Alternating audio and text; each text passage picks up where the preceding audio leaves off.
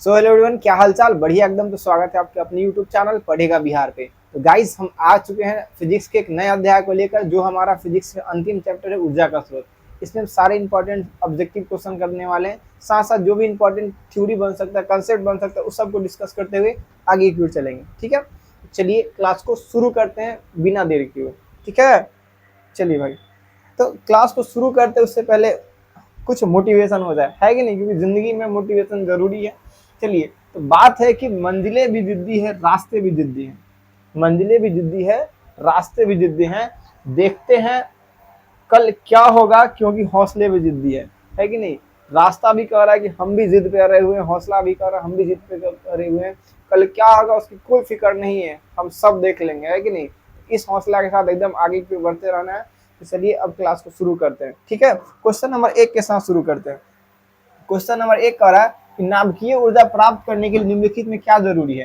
तो नाभिकीय ऊर्जा प्राप्त करने के लिए नाभिकीय तत्व की आवश्यकता होती है। नाभिकीय तत्व कौन है? यूरेनियम। कौन है? यूरेनियम। तो option number A B C D में हो जाएगा ऑप्शन नंबर हमारा डी, यूरेनियम। ठीक है, चलिए अगला क्वेश्चन में बढ़ते हैं। अगला क्वेश्चन है कि गर्म जल प्राप्त करने के लिए हम सौर जल तापक का उपयोग कब करते हैं? धूप वाले दिन में, बादल वाले दिन में, गर्म दिन में, पवन वाले दिन में। हवा बहेगा तो गर्म कहाँ से हो पाएगा? गर्म दिन में ही करना होगा। गर्म दिन में भी कैसा दिन? धूप वाले दिन, है कि नहीं? देखिए, अगर बरसात के समय गर्मी लगता है लेकिन धूप नहीं होता है। गर्म जल प्राप्त करने के लिए धूप वाला दिन हमको चाहिए। ऑप्शन नंबर क्या हो जाएगा? ऑप्शन नंबर ए। ठीक है, आगे बढ़ते क्वेश्चन नंबर 3 के साथ। कह रहा निम्नलिखित में से कौन जीव मात्र ऊर्जा स्रोत का उदाहरण नहीं है? मतलब कौन जीव से नहीं बनता है? जीव से नहीं बनता है, इसका कौन ऊर्जा जीव से नहीं बनता है? देखिए भाई साहब, लकड़ी जीव, लकड़ी जीव यानी पेड़ पौधा से ही बनता है, तो पेड़ पौधा जीव ही है ना। चलिए, पेड़ पौधा। गोबर गैस जीव से ही बनता, अवशेष से। नाभिकीय ऊर्जा ये बनता तत्वों से, तो ये हमारा क्या होगा? नहीं होगा। जबकि कोयला जीव के अवशेष से ही बनता है। तो बेसिकली जीव मात्र ऊर्जा का स्रोत कौन नहीं है हमारा? कोयला। कौन नहीं है? कोयला। Option number C. अगला है, जल विद्युत संयंत्र किस ऊर्जा को किस ऊर्जा में बदलता है? जल में लगा रहता है, जल में लगा रहता है टरबाइन, है ना? जल जल ऊर्जा को बदलने के लिए जल ऊर्जा बनाने वाले, जल से ऊर्जा बनाने वाले युक्ति का नाम है टरबाइन। क्या नाम है? टरबाइन। टरबाइन जब घूमता है ना, टरबाइन के पंखी जब घूमता है, रुका हो रहा है, जब घूमता है तो घूमने से क्या उत्पन्न होता है? गतिज ऊर्जा से बल, गतिज ऊर्जा के कारण, गतिज ऊर्जा किसमें रूपांतरित हो जाती है? विद्युत ऊर्जा में। ठीक है, तो बेसिकली नाभिक के जो पंखी होता है उसमें होता है स्थितिक ऊर्जा, और जैसे पानी का बहाव तेजी से जाता है वो किसमें बदल देगा? गतिज ऊर्जा में। किसमें बदल देगा? गतिज ऊर्जा में। पानी में ताप का कोई महत्व नहीं है, नाभिक इसमें तत्व है ही नहीं, प्रकाश इसमें फर नहीं रहा, तो स्थिति ऊर्जा को किस ऊर्जा में बदल देता है? विद्युत ऊर्जा में। 4 का ऑप्शन नंबर कौन हो जाएगा? डी। आप ध्यान से यहाँ देखते हुए चलेंगे, 2018, 2021, 2024 में पूछते जा रहा है। ठीक है, ज्यादा संभावना है कि आपके एग्जाम के लिए इंपॉर्टेंट है। अगला है कि पवन विद्युत जनित में पवन की चाल कम से कम कितनी होती है? पवन की चाल कम से कम कितनी होती है? तो कम से कम 150 किलोमीटर प्रति घंटा होती है। कितना होती है? पवन की चाल कम से कम कितनी होती है? 150 किलोमीटर प्रति घंटा। पवन की चाल कम से कम कितनी होती है? 150 किलोमीटर प्रति घंटा।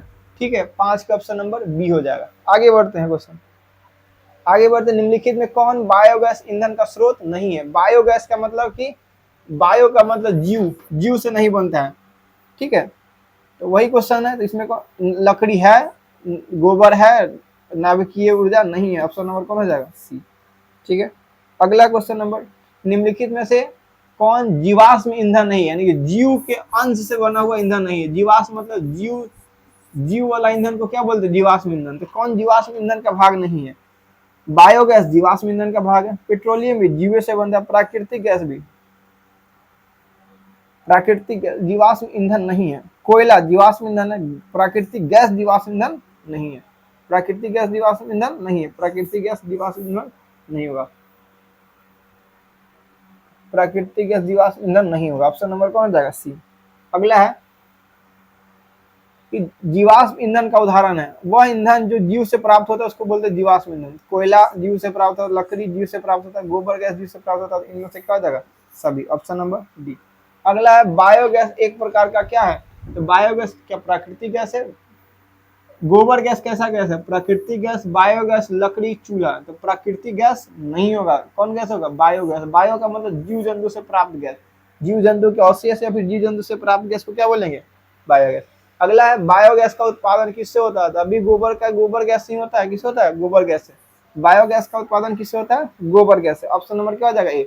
लकड़ी से कौन गैस बनाता है भाई? कोयला से नहीं, ताप ऊर्जा होगा, ठीक है, उत्पन्न होगा।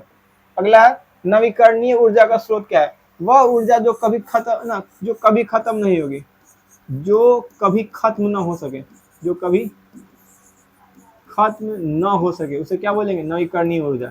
जैसे सौर ऊर्जा कभी खत्म नहीं होगा, पवन ऊर्जा कभी खत्म नहीं होगा, जल ऊर्जा कभी खत्म नहीं होगा, ठीक है। नाभिकीय ऊर्जा खत्म हो जाएगा, सौर ऊर्जा कभी खत्म नहीं होगा, कोयला खत्म हो जाएगा, प्राकृतिक गैस खत्म हो जाएगा, कौन खत्म नहीं होगा? सौर ऊर्जा। Option number B for Bahubali. अनवीकरणीय ऊर्जा का स्रोत क्या कौन है? अनवीकरणीय ऊर्जा वैसा ऊर्जा जो खत्म हो जाए, जो समाप्त हो जाएगा, वैसा ऊर्जा स्रोत जो समाप्त हो जाए उसे कैसा ऊर्जा स्रोत बोलेंगे? अनवीकरणीय स्रोत। जीवाश्म ईंधन, सौर ऊर्जा, सौर ऊर्जा कभी खत्म नहीं होगा, पवन ऊर्जा कभी खत्म नहीं होगा, लेकिन विद्युत ऊर्जा खत्म हो जाएगा, विद्युत ऊर्जा खत्म हो जाएगा। तो ये क्या है? अनवीकरणीय। जीव जब तक रहेगा तब तक उससे ईंधन बनेगा, जीवाश्म ईंधन भी कभी खत्म नहीं होगा। तो अनवीकरणीय ऊर्जा स्रोत कौन हो जाएगा हमारा? विद्युत ऊर्जा। अनवीकरणीय ऊर्जा स्रोत कौन हो जाएगा हमारा? विद्युत ऊर्जा, ठीक है। अगला है एक उत्तम ईंधन है, वैसा ईंधन जो कम धुआं और ज्यादा ताप उत्पन्न करता है उसको बोलते हैं उत्तम ईंधन, ठीक है। कोयला, लकड़ी, पेट्रोलियम, जैव गैस। कोयला ज्यादा धुआं उत्पन्न करता है, लकड़ी भी धुआं उत्पन्न करता है, पेट्रोलियम कम धुआं उत्पन्न करता है, बायोगैस, जैव गैस ये और कम उत्पन्न करता है। तो सबसे अच्छा ईंधन कौन हो जाएगा? जैव गैस। कौन हो जाएगा? जैव गैस। जैव गैस। पेट्रोलियम भी धुआं उत्पन्न करता है, ठीक है, पेट्रोल के आगे। अगला हमारा नरौरा नाभिकीय विद्युत संयंत्र कहाँ है? नरौरा हमारा है उत्तर प्रदेश। नरौरा कहाँ है? उत्तर प्रदेश। नरौरा नाभिक संयंत्र कहाँ पे? उत्तर प्रदेश। नरौरा कहाँ पे? उत्तर प्रदेश। अगला है प्राचीन काल में उष्मीय ऊर्जा का सबसे समान स्रोत क्या है? प्राचीन काल मतलब पुराने समय में जो उष्मा आदमी कहाँ से लेता था? घास से लेता था, लकड़ी से, पवन से, बहती जल से। लकड़ी से ना, लकड़ी को जला के लेता था आदमी। कौन हो जाएगा? Option number B. पवन से कहाँ से उष्मा आ जाएगा? जीवाश्मी ईंधन ऊर्जा के हैं, जीवाश्म ईंधन कैसे ऊर्जा है? क्या खत्म हो जाएंगे कि नहीं होंगे? अगर हो जाएंगे तो अनवीकरणीय, नहीं होंगे तो नवीकरणीय, तो कभी खत्म नहीं होंगे, ठीक है। तो वैकल्पिक स्रोत वैसा स्रोत करते हैं जो नहीं होने पर इस्तेमाल किए जाते हैं, ठीक है। चलिए, सरदार सरोवर बांध किस नदी पर है? नर्मदा नदी पर है सरदार सरोवर बांध, है ना। गुजरात में नर्मदा नदी के किनारे पर कौन है? सरदार सरोवर बांध। इसी के किनारे सरदार वल्लभ भाई पटेल की 182 मीटर की मूर्ति बनी है, ठीक है। आगे, खिलौने में किस सेल का इस्तेमाल कर? जो खिलौना में जो आवाज करता है, मिला वाला खिलौना, उसमें किस सेल का उपयोग किया जाता है? तो इसमें इस्तेमाल किया जाता है सूखा सेल। कौन सेल? सूखा सेल। कौन सेल? सूखा सेल, ठीक है। आगे, जैव गैस एक प्राकृतिक एक उत्तम ईंधन है क्योंकि इसमें मीथेन गैस क्या पाई जाती है ना। तो बेसिकली समझ जाइए कि जैव गैस में मीथेन गैस 75% पाया जाता है। क्या percent methane gas? 75%। Option number किसके साथ जाएंगे? डी के साथ। किसके साथ जाएंगे? डी के साथ। अगला है कि पवनों का देश किसे कहा जाता है? देखिए, सबसे ज्यादा जो पवन चक्की है, सबसे ज्यादा पवन चक्की फिनलैंड में। कहाँ है? फिनलैंड में। सबसे ज्यादा पवन चक्की कहाँ है? फिनलैंड में। सबसे ज्यादा पवन चक्की कहाँ लगेंगे? फिनलैंड में। तो पवनों का देश किसको कहा जाता है? फिनलैंड को। किसको कहा जाता है? फिनलैंड को। अगला है भारत का पवन ऊर्जा द्वारा विद्युत उत्पादन करने में देश कौन सा स्थान है? तो हम लोग दूसरे स्थान पे हैं। किस स्थान पे हैं? दूसरे स्थान पे पवन ऊर्जा से बिजली बना लेते हैं। अगला है कि 1 मेगावाट पवन ऊर्जा जनित्र के लिए पवन फार्म को लगभग कितना भूमि चाहिए? तो इसके लिए लगभग भूमि चाहिए 4 से 5 हेक्टेयर। कितना? 4 से 5 हेक्टेयर। 4 से 5 हेक्टेयर। ऑप्शन नंबर डी के साथ जाएंगे, ठीक है। अगला है सौर सेल बनाने के लिए किसका उपयोग किया जाता है? तो लोहा का नहीं करेंगे, चांदी का नहीं करेंगे, सिलिकॉन का किया जाता है। किसका किया जाता है? सिलिकॉन का। सिलिकॉन का किया जाता है। किसका किया जाता है? सिलिकॉन का। बांध के द्वार पर स्थापित टरबाइन ज्वारीय ऊर्जा को किस ऊर्जा में बदलता है? टरबाइन ज्वार यानी कि पानी के धारा की ऊर्जा को ज्वारीय ऊर्जा को बदलता है विद्युत ऊर्जा में। किससे बदल देता है? विद्युत ऊर्जा। किस ऊर्जा में बदल देता है? विद्युत ऊर्जा में। आगे, सूर्य तथा अन्य तारों की विशाल ऊर्जा का स्रोत कौन है? तो सूर्य हो या फिर तारा हो, इसमें होता है नाभिकीय संलयन। क्या होता है? नाभिकीय संलयन। क्या होता है? नाभिकीय संलयन। हाइड्रोजन बम किस पर आधारित है? नाभिकीय संलयन पर। परमाणु बम नाभिकीय विखंडन पर। अगर परमाणु बम के बारे में बात करें, परमाणु बम किस पर आधारित है? नाभिकीय विखंडन पर। अगला, तारापुर नाभिकीय विद्युत संयंत्र कहाँ है? तारापुर नाभिकीय विद्युत संयंत्र भाई साहब जो है हमारा महाराष्ट्र में। कहाँ है? महाराष्ट्र में। तारापुर विद्युत संयंत्र कहाँ पे है? महाराष्ट्र में। Option number D, option number ए, ऑप्शन नंबर ए। ठीक है। निम्नलिखित में से कौन सी ऊर्जा का नवीकरणीय स्रोत है? निम्नलिखित में कौन ऊर्जा का नवीकरणीय मतलब नहीं खत्म होने वाला स्रोत है? कोयला खत्म हो जाएगा, पेट्रोलियम खत्म होगा, जय मात्रा कभी खत्म नहीं होगा। जब तक सूरज चांद रहेगा, जब तक दुनिया आबाद रहेगा, तब तक जय मात्रा की ऊर्जा बनती रहेगी। ठीक है। अगला हमारा, निम्नलिखित में उत्तम ऊर्जा का स्रोत कौन है? कौन बढ़िया ऊर्जा है? तो वह जो कि कम कम धुआं और ज्यादा ताप उत्पन्न करे, है ना। इसमें कौन हो जाएगा? बायोगैस। पीछे कहीं क्वेश्चन था। ठीक है। चलिए आगे, निम्नलिखित में कौन स्वच्छ ऊर्जा का स्रोत है? स्वच्छ का मतलब साफ, प्राकृतिक गैस हो जाएगा। कौन हो जाएगा? सीएनजी। देखिए गाड़ी को भी सीएनजी में लाया जा रहा है क्योंकि प्रदूषण ज्यादा नहीं फैलाता है। अगला, कौन परंपरागत ऊर्जा का स्रोत है? वह ऊर्जा का स्रोत जिसका इस्तेमाल हम अक्सर करते हैं उसको क्या बोलेंगे? परंपरागत।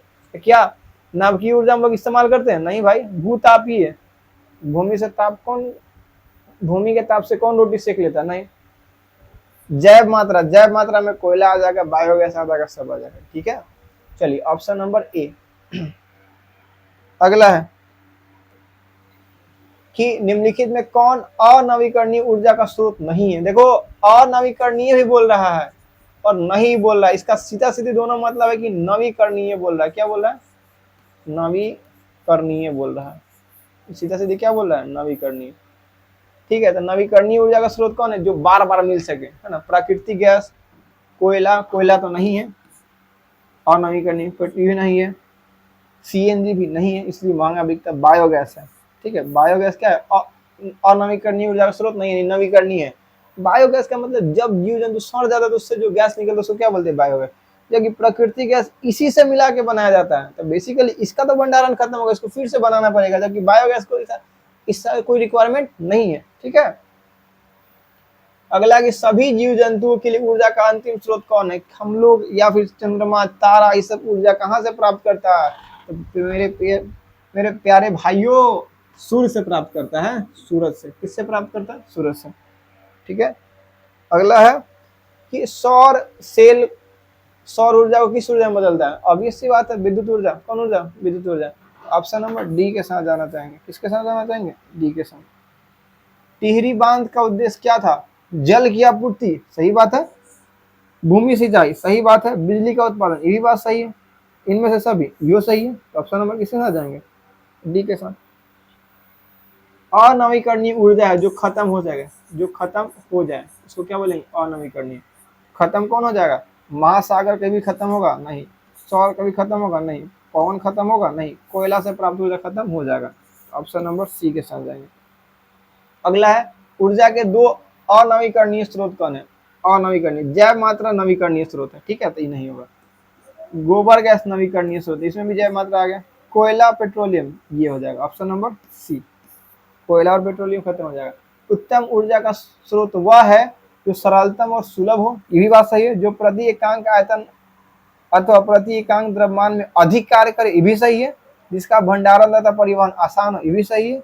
और इनमें से सभी। तो ऑप्शन नंबर किसके साथ जाएंगे? डी के साथ जाएंगे। ठीक है। अगला क्वेश्चन है, ईंधन क्या है? सीएनजी, एलपीजी, लकड़ी, सभी तो है। सभी तो जलावन या फिर ईंधन के रूप में कार्य करता है। तो ऑप्शन नंबर किसके साथ जाएंगे? डी के साथ। ऑप्शन नंबर डी के साथ।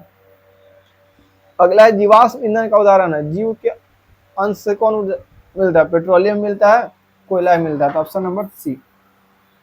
ठीक। अगला है, किसी भारी नाभिक के दो अपेक्षाकृत छोटे नाभिक में टूटने की क्रिया। देखिए अगर भारी नाभिक टूट के विखंडित हो गया, इसको बोलते हैं नाभिकीय विखंडन। क्या बोलते हैं? नाभिकीय विखंडन। अगला क्वेश्चन, उच्चतम तापमान पर निम्नलिखित में कौन सी प्रक्रिया पूर्ण होती है? जब टेम्परेचर हाई होगा तो नाभिकीय विखंडन होगा।